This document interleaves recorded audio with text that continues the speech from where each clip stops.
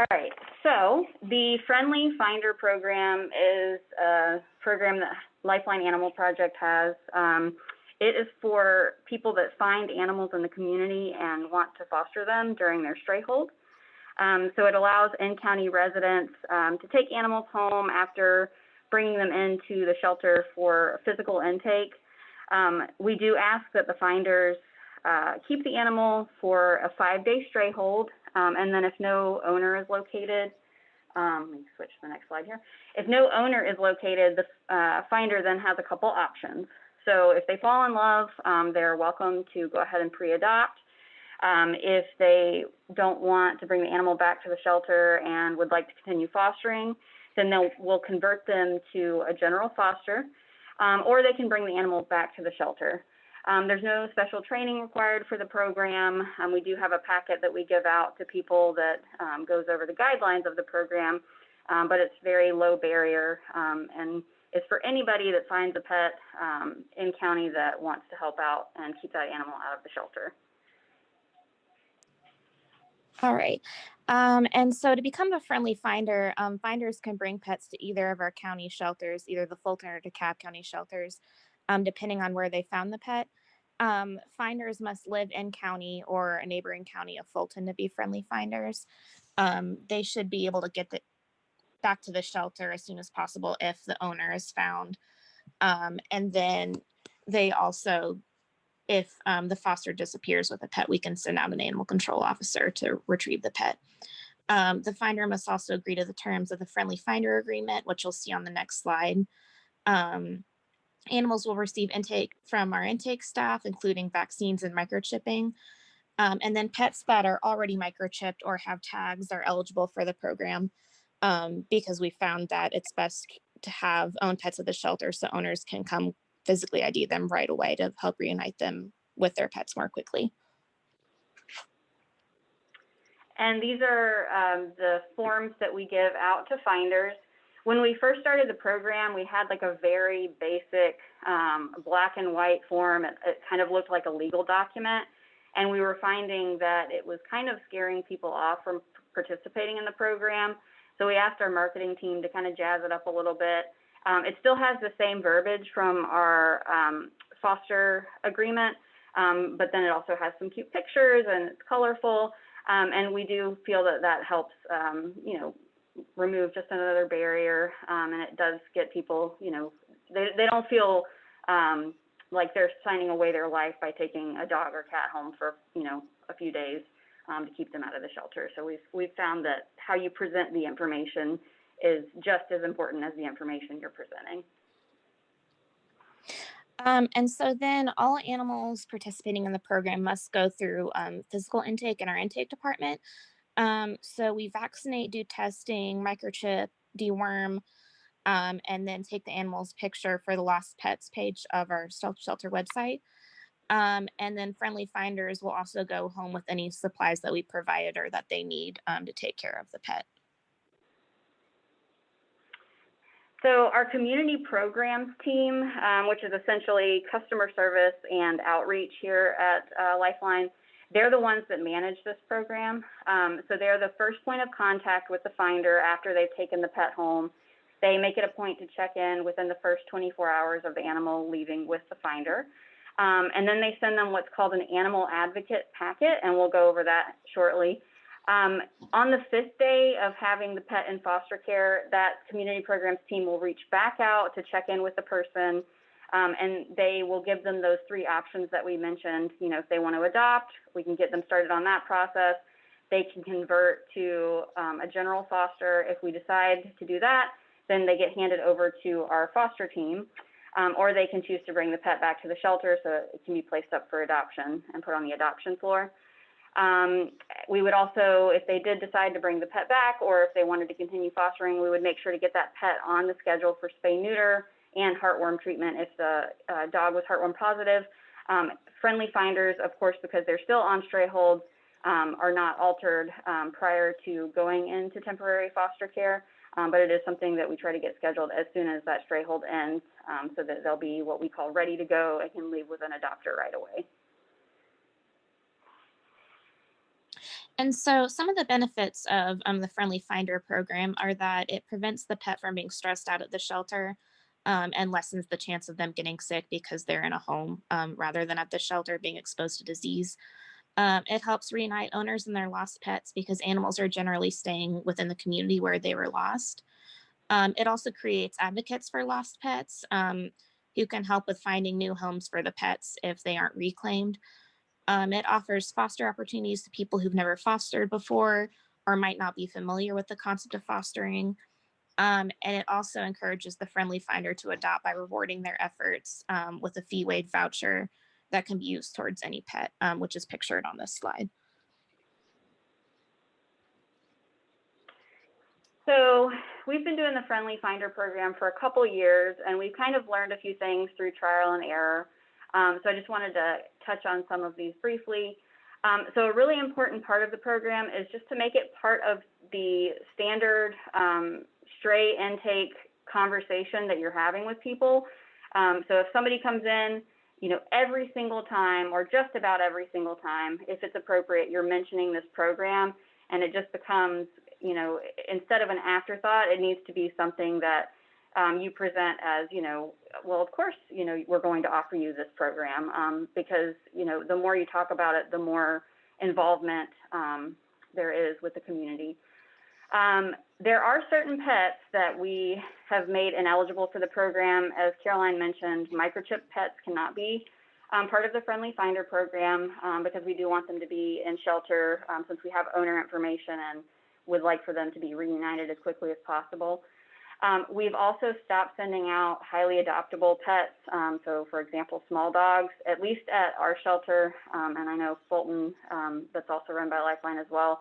Small dogs get adopted very, very quickly, basically the same day. So when you send them out to foster care, it can, end up meaning that that foster is immediately inundated with dozens and dozens of inquiries. Or you've got people coming in to meet the pet because they saw it on the website and then it's not there. So we find that often can slow down placement opportunities for those animals. So we do try to avoid sending out highly adoptable pets with this program, with the exception being if the finder wants to go ahead and pre-adopt, they're welcome to do that. We do ask that they go ahead and make that commitment. And we also try to avoid sending out adult cats that can be SNR'd. If the finder has a permanent placement option for them, then like adoption, then we will make an exception to that rule. But generally speaking, if a cat is eligible for SNR or TNR, we try to avoid entering them into the program as well. Something that's really important about the program is being upfront and very clear with the expectations that the shelter has, so that there's no confusion on the back end before this person takes on the responsibility of this pet, even though it is just for a few days. It's always important to make sure that finders are aware the pet that they're taking home could be reclaimed, and if they are reclaimed, or if they do have somebody out that's coming in to reclaim, they have to bring the pet back to the shelter as soon as possible, within, I would say, 24 hours at the max, but preferably the same day, so that we can, reunite that pet with their owner. It's also really important to make sure that these finders understand that by bringing the pet to the shelter, we are taking over ownership of that pet, which means we have the final say-so regarding their placement options, any sort of medical treatment they receive. It's also very important to make sure that the finder understands that pet must be spayed or neutered ultimately before it can be adopted. We have had people come in, they found a pet, they want to take it to Friendly Finder, but they don't want to get it altered, which obviously is a no-go because every animal that leaves the shelter through an adoption has to be altered. So make sure that you're setting that expectation before they ever take the pet home, that it will be spayed and neutered, it will be vaccinated, and it will be microchipped.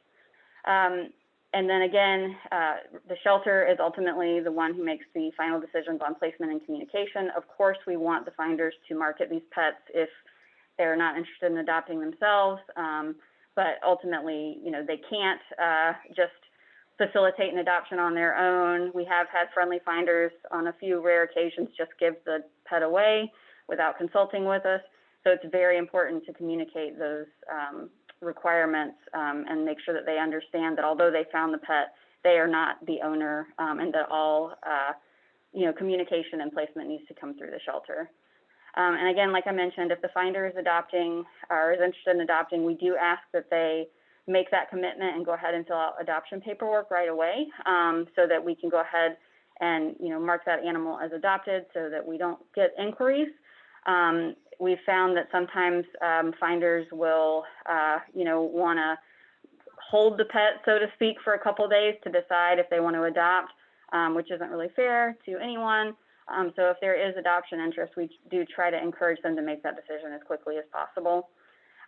It's also important to remind finders that we will ask that they return any supplies that we let them borrow, just because you do run out of things like crates and larger items very quickly if they don't bring those back.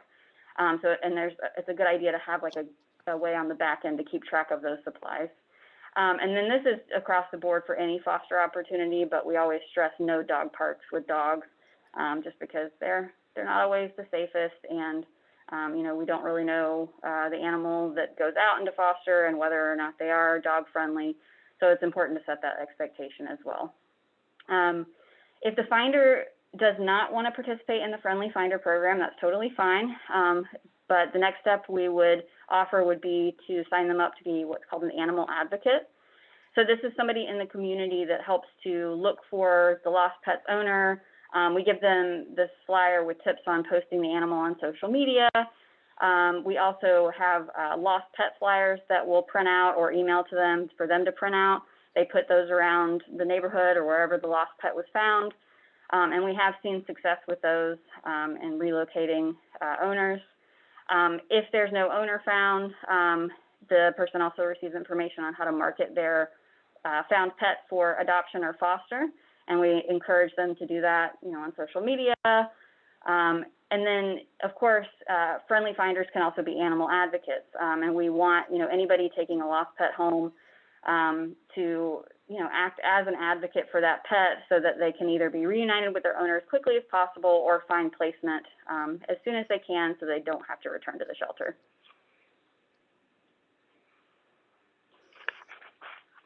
All right, and then our stats for 2020. So in 2020, we had 105 dogs in the Friendly Finder program, and out of those, 57 were adopted from foster, and then 3 were returned to owner. We had 190 cats in the program. 0 were returned to owner, but we had 61 adopted from foster. So that's 121 animals that never entered the shelter thanks to this program. That's it. Does anybody have questions or comments? Erin, do you want to ask your questions? There's some really good ones. Let's see. Hey guys, yeah, I wanted to first just say thank you for sharing this. I think it's incredibly eye-opening to think about how we can be keeping animals out of the shelter. The few questions that I did have were number one, around dogs that were already microchipped not being eligible for the program. I wasn't fully understanding why this was the case, if oftentimes the animals that are staying out in the neighborhood with these friendly finders are having a higher probability of getting back to their owners anyway, and this potentially could be more convenient for owners to reclaim them in the neighborhood where they were found. Yeah, no, that's a really good question. Just from what we've found, when we have owner information and we're able to reach out to an owner, if we can actually reach them, they typically come to the shelter pretty quickly to identify their pet and reclaim. So we have found that anybody that's sent out with a friendly finder, it can sometimes take, a few hours, maybe a day or two for them to come back into the shelter. So we're just trying to avoid any sort of delay with reunification. And also because we do have a sense that the pet is owned, we just would, like to avoid sending it home with a foster who might then, want to adopt or, have a family member that's interested in adopting. It just gets a little bit sticky when you're sending a microchip pet out into friendly finders from what we found. That makes sense. And then my other question just was around the data. You said at the beginning of the presentation that there was a higher probability of these animals in the Friendly Finder program going back to their owners as opposed to those that are actually coming into the shelter? Is there any data that directly tracks this, or any idea as to why that is the case? Well, I'm sure there is data. I don't have it handy. It So we do give the animal advocate packet to any friendly finder. So that means that anyone who has one of these pets is, hopefully posting about them on social media, going, some people will walk around their neighborhood, go door to door to see if anybody's lost a pet, posting flyers, things like that. So any time that we sign somebody up for that animal advocate program, it seems to give, that pet a greater opportunity to be reunited with their owners. So although I don't have data to speak to that, that animal having an advocate in the community helps with reunification.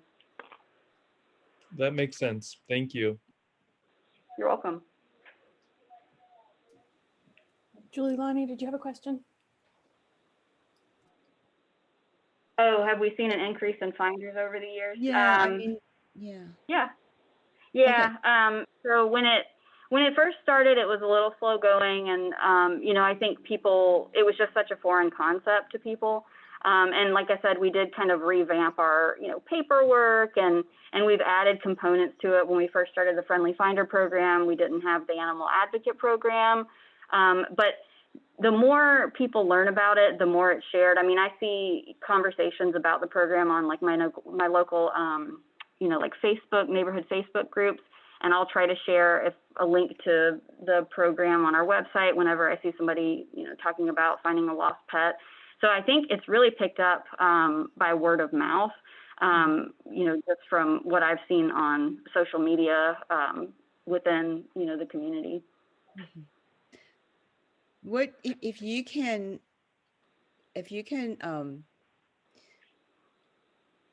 is there like one thing that you would say that this program cannot do without? Like, what is the most important aspect of this program? It's amazing. I love it, but I was thinking, is there like one single? Probably not, but I'll ask anyway. Like one single factor of this program that make it so wonderful? Is that just the pure fact that the pet is kept outside of the shelter? That's I don't know. After you have a program a couple of years, you usually say, yeah, I think that's the most important thing of the program. Without it, it wouldn't work. Do you have one that you can think of? I mean, obviously the biggest change was not having to keep animals in the shelter while they were on stray hold. I mean, even a couple years ago, when we didn't have this program, those animals would have to stay here, even if you had, a foster that was ready to take them or an adopter that was ready to take them. They had to stay here and be physically in the building for a few days before they could leave. So, I mean, I think just that simple, overarching fact has been huge in, keeping pets out of the shelter and shortening length of stay for those guys. But also, I mean, I think having an advocate for an animal that's out in the community is always beneficial. People bring in strays all the time, and, sometimes they're interested in checking in on them and sometimes they're not. But this program, creates advocates. And so I think that's why it is so beneficial to the animal, because it helps them be seen. Whereas, Right. Otherwise they're just, a small part of our, adoptable pets on our website, or, they're in a kennel and somebody might walk by them. But it broadens the audience for these pets that may otherwise not have a very big audience. Wow. Yeah, no, I just, when you say advocates, I just realized that this program not only growing finders, but advocates as well. So you're doing, you really bring in a lot of participation from the community in two different ways, which is wonderful, Mm-hmm. right? So. And And I think it also helps take away the stigma of bringing animals to the shelter. I think a lot of people are scared to bring strays to the shelter because they're worried about what, will happen to them. They're worried that they won't know what happened to them. I mean, but this is a great answer to that. If you're worried, then you can certainly take them home and you can be a part of their journey. So I think it has helped to destigmatize what it means to take a stray animal to the shelter as well. Yeah, this is wonderful. Thank you. Wow. Yeah.